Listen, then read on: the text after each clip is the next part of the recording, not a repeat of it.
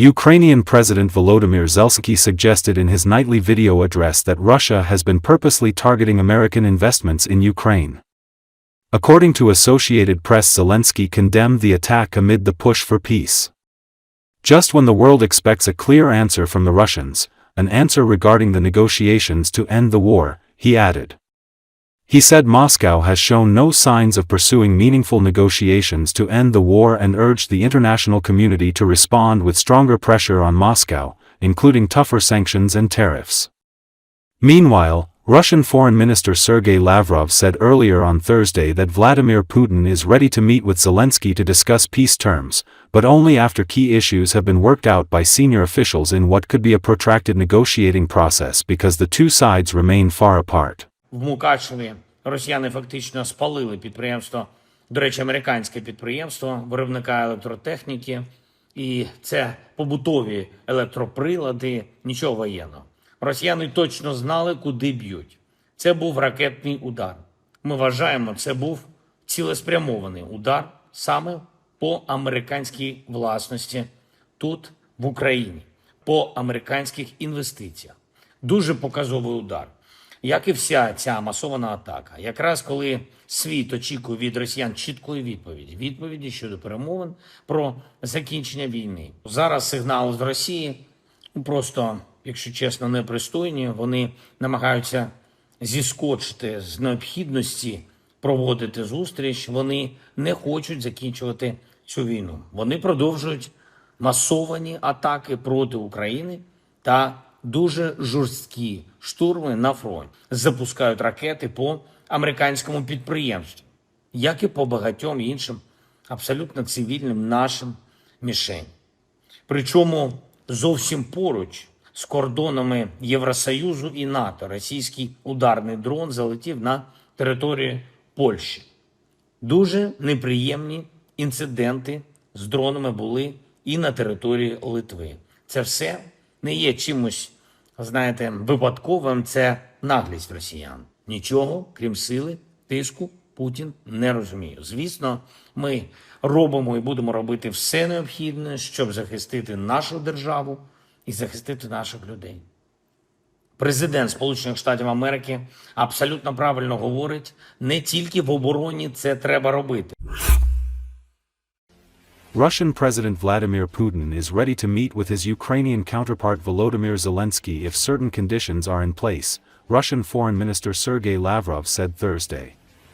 Our president has repeatedly said that he is ready to meet, including with Mr. Zelensky, with the understanding that all issues that require consideration at the highest level will be well worked out and experts and ministers will prepare the appropriate recommendations, and of course with the understanding that when and if the matter, I hope when, comes to signing future agreements, the issue of the legitimacy of the person who will sign these agreements with the Ukrainian side will be resolved, Lavrov said.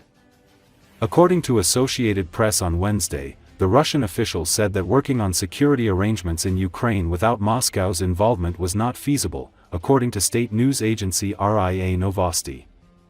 In comments Wednesday that were embargoed until Thursday, Zelensky said Ukraine will hold intensive meetings to understand what kind of security guarantees its allies are willing to provide. The details are being hammered out by national security advisors and military officials. The plans will become clearer within 10 days, Zelensky said.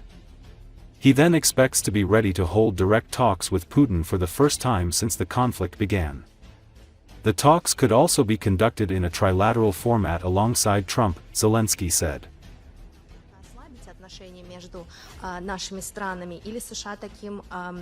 Наш президент неоднократно говорил, что он готов встречаться, в том числе и с господином Зеленским, при понимании, что все вопросы, которые требуют рассмотрения на высшем уровне, будут хорошо проработаны, и эксперты, министры подготовят соответствующие рекомендации. И, конечно, при понимании, что когда и если дело, надеюсь, когда дело дойдет до подписания будущих договоренностей, то будет решен вопрос о легитимности персоны, которая будет подписывать эти договоренности с украинской стороной. В последние дни может ли быть их целью U.S. President Donald Trump appears to allow Ukraine to attack Russia as the U.S.-led peace talks to end the war have not yielded any results so far. In a post on Truth Social on Thursday, Trump acknowledged Russia's invasion of Ukraine and said Kyiv had no chance but fight back. It is very hard, if not impossible, to win a war without attacking an invader's country.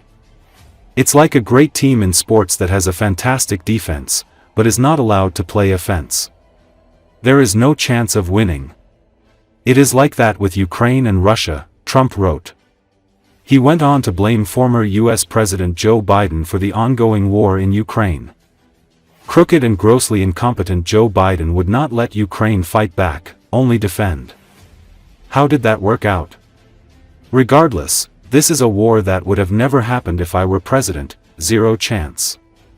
Interesting times ahead. Trump concluded. The comments mark a major shift in Trump's policy towards the Russia-Ukraine war. It should be noted that during Joe Biden's presidency, Ukraine was not authorized to launch long-range missiles deep into Russia.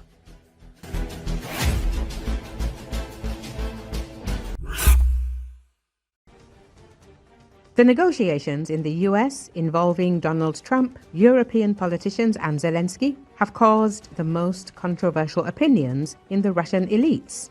This was reported by the TG channel of the Russian Federation, Kremlevskaya Snuffbox, citing sources in the central bank and the Kremlin. The channel's sources in the central bank and the government's economic bloc are expecting the SVO to end soon and say that if this does not happen, then by the end of the year, Russia will be hit by a terrible crisis. A source in the Kremlin noted that he knows for sure Putin will not be satisfied with full control over the DPR and LPR. He is going to completely take over the Zaporizhia and Kherson regions, along with Zaporizhia and Kherson. Yes, we are not advancing very quickly on the front right now. And to achieve our goals, we will most likely have to fight for another 5 to 7 years. But I am sure the president is ready for this, the public's interlocutor explained. Another Kremlin source noted that the Russian army is not advancing very quickly at the front. He believes that it is necessary to replace the chief of the general staff, Gerasimov, and the situation will improve. Among the claims made against him, there are also especially heavy losses at the front. First of all, in the DPR and on the territory of the Sumy region. Recall, Russian elites are tired of the conflict in Ukraine. Many of them now believe that freezing military actions is the best outcome for the Kremlin. Even supporters of the armed conflict in Ukraine have become disillusioned with what is happening. According to Alexandra Prokopenko, a former advisor to the central bank and a fellow at the Carnegie Berlin Center for Russian and Eurasian Studies, officials have adapted to the situation, but no one sees any light at the end of the tunnel. They are pessimistic about the future. The best they can hope for is that Russia loses without being humiliated, she added. Recall recently the head of the Russian General Staff prepared a map of Donetsk region with non-existent paths of sabotage and reconnaissance group advancement. This is intended to create the impression of control over the front and alleged readiness for a rapid offensive.